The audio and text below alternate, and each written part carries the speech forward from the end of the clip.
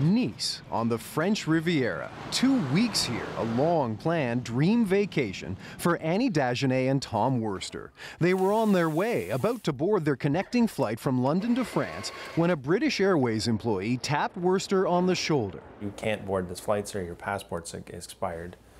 We had a little bit of a discussion about what that meant because we had no idea.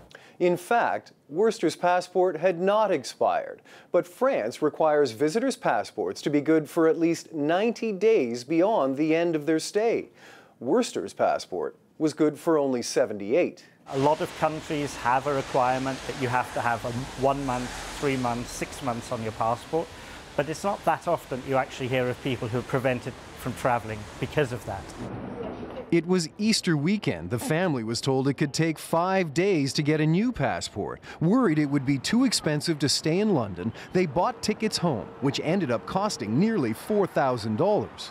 I just fell on the ground and I started crying.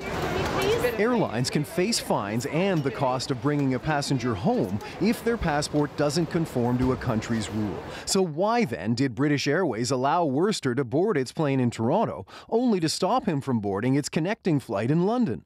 Turns out the UK only requires passports be valid for the duration of the stay. So Worster was allowed into the UK, but not into France. If they could reimburse us for the money we were out, then I think that's pretty reasonable. In an email to CBC News, the airline said its policy states customers need to ensure they have the right documents, such as passports and visas. Still, the airline said it would review the case and contact the family. Worster now has a passport good for 10 years. Well, better make that 9.5. Aaron Saltzman, CBC News, Toronto.